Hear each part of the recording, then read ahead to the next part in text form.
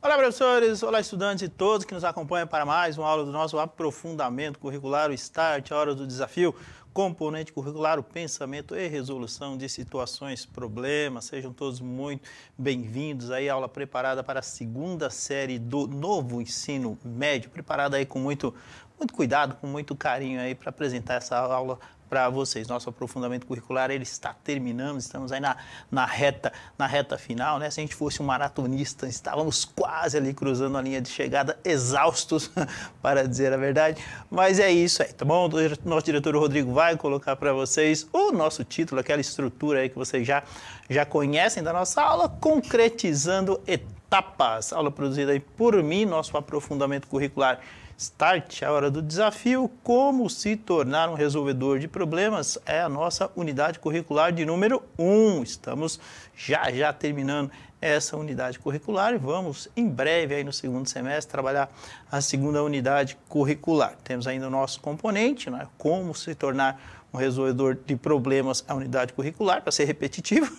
Estou lendo de novo, tá? E o nosso componente curricular é o pensamento e a resolução de situações, problemas. Essa aula é ao vivo, estou ao vivo aqui com vocês, tá? E a gente já deixa o convite para vocês participarem aí nos momentos finais, aí a gente vai abrir o momento da interação, tá? Já fica o convite de antemão, a gente deixa vocês aí, tá, abertos a essa possibilidade. Beleza, então? Olha lá na sequência o que a gente tem, tá? Temos aí os eixos estruturantes, bastante conhecidos, não é? A espinha dorsal aí de todo esse trabalho que a gente faz. Temos aí a investigação científica destacada, né?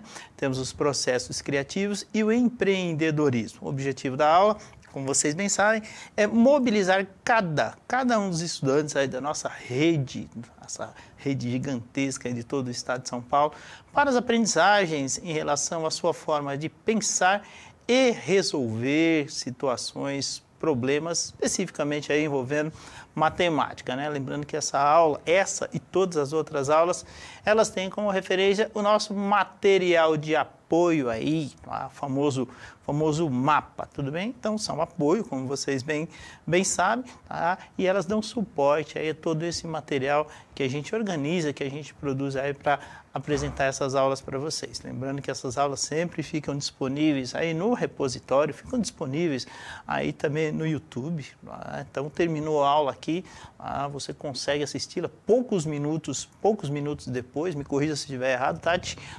Então, a gente consegue assistir poucos minutinhos depois, a aula já está disponível aí para vocês. Assistam também, repliquem esse material, né? E ajude a gente a produzir um conteúdo, ajude a gente a produzir aí um material que tenha qualidade. Você pode dizer assim, poxa vida, a professora Osmar trabalhou hoje na aula do aprofundamento curricular, né? Ele retomou algumas etapas aí de todo aquele processo aí de finalização, tá? Aí você faz, a aula foi legal, replica a aula, fala da aula para o pessoal aí e divulga, né, esse material que é assim muito importante para essa nova proposta que a gente trabalha aí no novo ensino médio. Beleza, então? Tá. Olha lá, temos na sequência aquela que vocês já conhecem bem, né? Nosso aprofundamento curricular aí aparece START.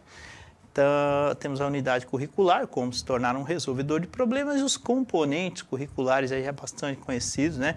Já que a gente insiste, né? A gente repete bastante eles aí para vocês. Temos a oficina de produções textuais, aí a cargo da professora Tayana, o workshop de técnicas de comunicação. O professor Ed, os desafios musicais ali com o professor Anderson, dos jogos tabuleiro ao RPG, com a professora Mário, pensamento e resolução de situações, problemas a cargo desse professor.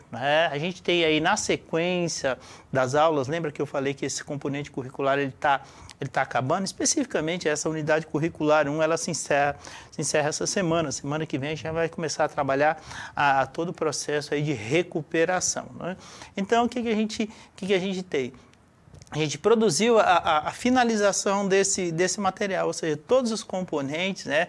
A gente se integrou, a aula de quinta-feira vai ser isso, né? Houve uma integração aí entre os componentes, né? A gente convidou uma escola, especificamente a escola Júlio Ribeiro, para vir fazer esse final, né? Essa sistematização dos nossos componentes curriculares, né? Especificamente aí foi criado um jogo de RPG, né? Para ser apresentado. E aí o que acontece? A nossa proposta proposta aí do nosso componente curricular era encarar esse jogo a ser produzido, né, diante das situações, problemas que foram encontrados aí durante todo esse processo, né, de pensamento, de criação, de organização, todo aquele processo que a gente vai falar mais um pouquinho sobre ele daqui a pouco, associando aí ao ciclo de resolução de problemas lá do Sternberg. Beleza? Então, olha, na sequência, o que nós vamos ver hoje então, tá?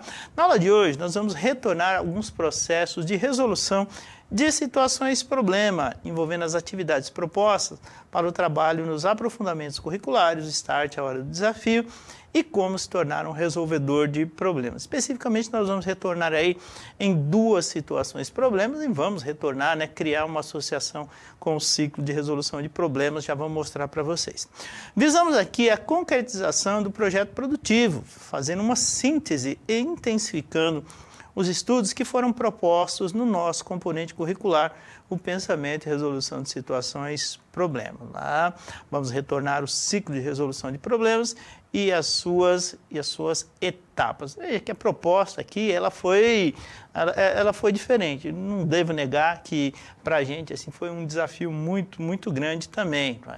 Você pegar esse material até então inédito, né, e produzir, né, ler esse material muitas vezes, reler esse material, encontrar situações que você pudesse criar aulas, né, criar possibilidades diferentes, integrar esses componentes curriculares. Então, assim, entenda que está sendo um desafio aí para a escola, né, se ajustar, entender toda essa dinâmica, né, se acostumar mesmo com essa proposta diferenciada aí dos aprofundamentos curriculares, né, para a gente aqui também é um desafio muito grande. E aí é importante, né, as devolutivas, né, vocês apontarem para a gente o que está dando certo, o que a gente pode melhorar, como se pode ajustar. Então é importante demais. Em todo lugar do mundo, em toda organização, a comunicação é importante. Aqui também. Muito importante para todos aqui. Então, a comunicação, o retorno, o feedback, né, que chega do que está acontecendo, ele é extremamente importante. Existem mecanismos aí de comunicação, você sabe muito bem, está fácil chegar aqui também, né, para manter esse diálogo. Beleza? Então, bom, e acontece, vamos voltar lá para a tela, tá? Então, ó, o que a gente visa aqui? A gente visa, então, a concretização do projeto produtivo, tá ok? E essa é a ideia, a gente vai voltar ao ciclo de resolução de problemas aí, conforme a gente vai apresentar para vocês, tá? Olha lá, o ciclo cognitivo de resolução de problemas corresponde a uma forma didática de explicar como o pensamento de qualquer pessoa atua diante de uma situação problema, seja ela de matemática ou de qualquer área de conhecimento ou da sua vida, né? Como a gente já reiterou muitas vezes. Então, o que a gente tem aqui? Ó? Na prática, você enxerga aí, e essa já é uma imagem bastante recorrente nas nossas aulas, e até interessante que é recorrente até em outros componentes curriculares também. Outro dia eu estava vendo a aula da professora Tayana, ela utilizou aí o ciclo de resolução de problemas também. Por quê? Porque na realidade ele se encaixa, né? Ele cabe em qualquer situação que a gente for fazer uma análise que tenha problema. A gente sabe que a coisa que a gente mais tem no nosso cotidiano é problema, né? Quisera que a gente só tivesse um problema por dia, mas normalmente a gente tem até mais que isso. Então, lógico, em condições normais você não vai ficar pensando num problema e pensando no ciclo de resolução de problemas, né, do Sternberg. Ninguém em sã consciência vai fazer isso, né? Ó, eu tenho um problema, vou pensar. Primeira etapa, identificação do problema. Identifiquei o problema que eu tenho. Segunda etapa, definição do problema. Não, ninguém vai fazer isso, né? Mas é que, na realidade, né, quando passa toda essa situação, você percebe que acaba se tornando um ciclo. E quando você tem especificamente aí a frieza, né, de fazer essa análise, né, e realizar, né, etapa por etapa, possibilidade, especificamente aí no caso de um problema de matemática, ou no caso aí de uma construção, de um planejamento, né, seria mais interessante, né? Então você pega, por exemplo, aí uma situação recorrente numa grande empresa que tem determinadas situações questões para serem resolvidas, né? Então, você tem uma equipe que vai fazer toda a análise desse processo aí, né? E se for analisar, né, for associar com o ciclo de resolução de problemas, dá para encaixar cada uma das etapas nesse processo. Acaba sendo interessante, né? Toda vez que você analisa essas situações com frieza, né? Com calma, com paciência, de forma didática, né? A resolução parece que ela vem um pouco mais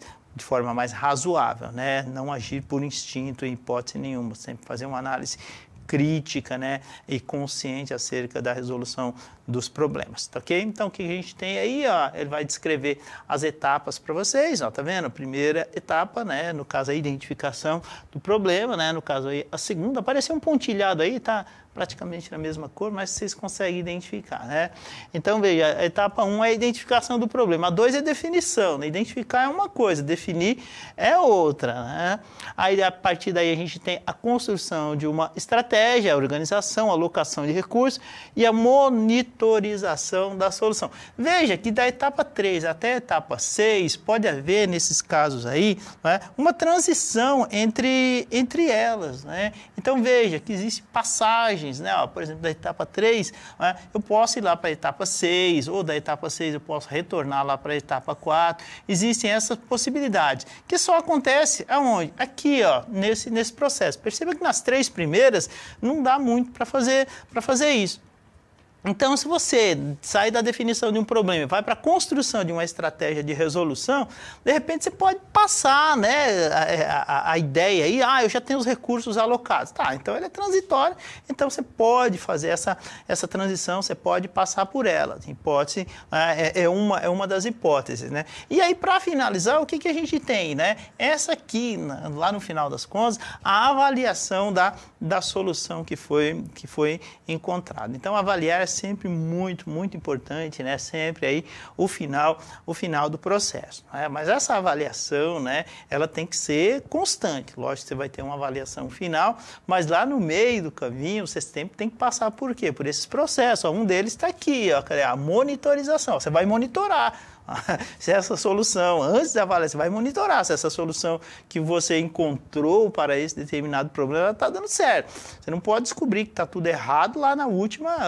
etapa, não é? Porque e aí você vai fazer o quê? Vai ter que voltar tudo de novo, aí não tem cabimento. Então, por isso que é feita a monitorização de todo esse processo de resolução, muito, muito importante. Me vem aqui à cabeça, né?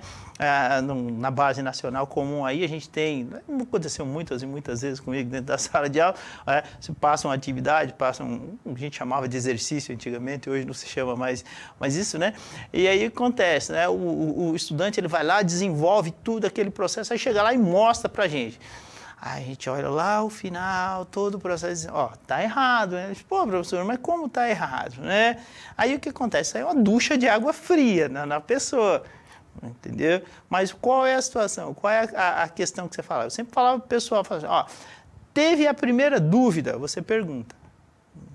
Não deixa para guarda a dúvida e vai fazer. Não, teve a primeira dúvida, você pergunta. A gente corrige lá na primeira etapa, corrigiu lá na primeira etapa, o que acontece? Você vai gerando. Apareceu outra dúvida lá no meio do caminho, você vai lá e pergunta de novo, né? Para o quê? Para não causar um erro aí, desencadear erros consecutivos, que acaba sendo muito, muito ruim. Isso serve não só para as questões de matemática, mas para todas as outras que você puder imaginar também, tá ok? Olha lá na sequência aí, então na concretização e materialização das nossas aulas, a ideia aí do ciclo de resolução de problemas dado no Sternberg é visar o projeto final, chegando à etapa 7 do ciclo, ou seja, a avaliação das soluções encontradas. Beleza? Então, bom, o que vai acontecer aí? Nós vamos mostrar para vocês, olha, destacando lá a avaliação final, tá ok? Destacamos. E aí o que acontece? Nós sugerimos e criamos caminhos durante todo esse processo aí, tá? Para a resolução de alguns problemas, tá? Problemas tradicionais e clássicos, não é? Aí como o desafio do Diophante, vocês vão lembrar, em que toda estrutura de resolução, né, sugeria um pensamento algébrico. Tá? Um dos trabalhos que a gente fez lá no comecinho foi esse. Tá?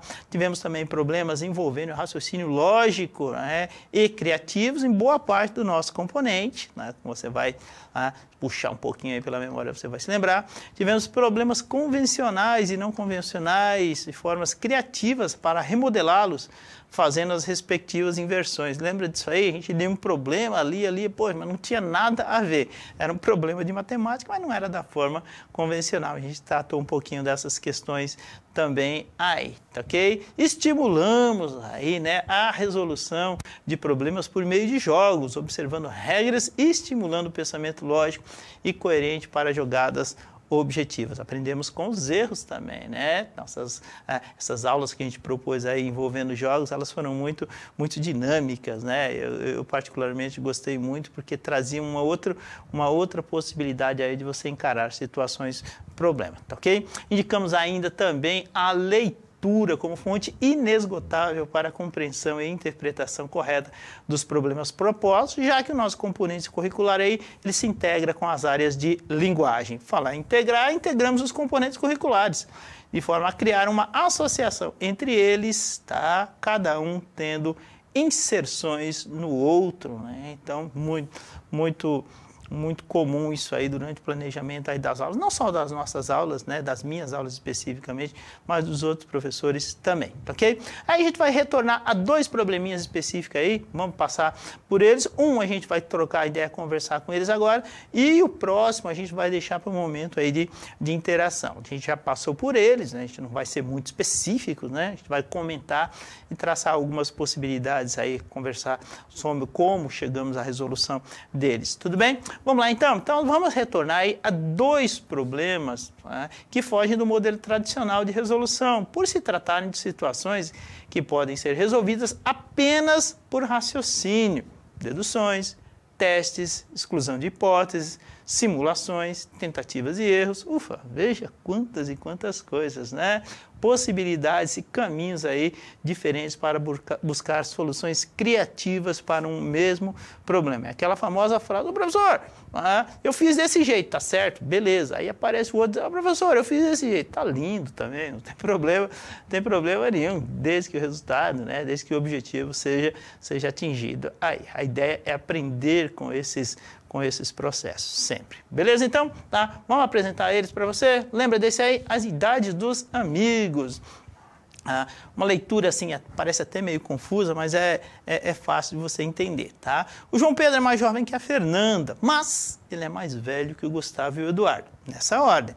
Fernanda é mais jovem que a Maria, mas mais velha que o Eduardo. O Eduardo é mais jovem que a Mônica. Maria é mais velha que Fernanda, mas mais jovem que a Mônica.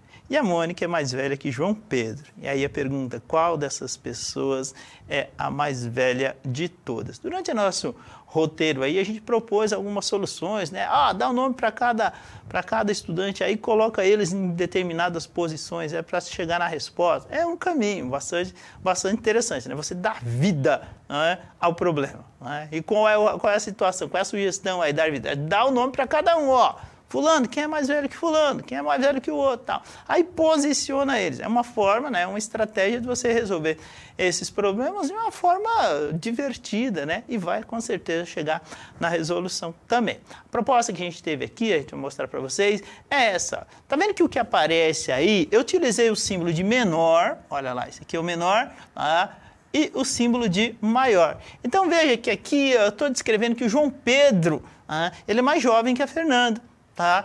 Que o Eduardo é mais jovem que o Gustavo e o Gustavo é mais jovem que o João Pedro. Afirma aqui que a Fernanda é mais jovem que a Maria, que o Eduardo é mais jovem que a Fernanda, que o Eduardo é mais jovem que a Mônica. Aqui já tem uma inversão, né? Que a Maria é mais velha que a Fernanda e que a Maria é mais jovem que a Mônica e que a Mônica é mais velha que o João Pedro. Perceba que o que foi feito aí, né? Foi feita a descrição, né, de todas as etapas. Então, se a gente pudesse reescrever o problema, deixa eu mudar isso aqui, né, eu diria assim, o problema está escrito aqui. Toda a leitura está feita aqui. E aí a gente chega aqui à conclusão. A gente chega à conclusão que Mônica é a mais velha entre os amigos. Beleza, então? Tá, então o que vai acontecer? O nosso diretor Rodrigo está colocando o QR Code aí para vocês fazerem uma análise da nossa aula, sempre muito, muito importante. Você vai acessar um formezinho aí, responde, é muito, muito importante para a gente. A gente vai fazer a chamadinha aí da interação. Deixo meu agradecimento ao Patrick e a Cristiane que estavam nas Libras aí com a gente, toda a nossa equipe de produção hoje, de especial a Tati, a nossa produtora está aqui, o Rodrigo também, a gente trabalhando junto de novo, ele e toda a sua equipe. Valeu, um abraço, muito, muito obrigado. A gente já volta, vamos chamar a interação. Até já.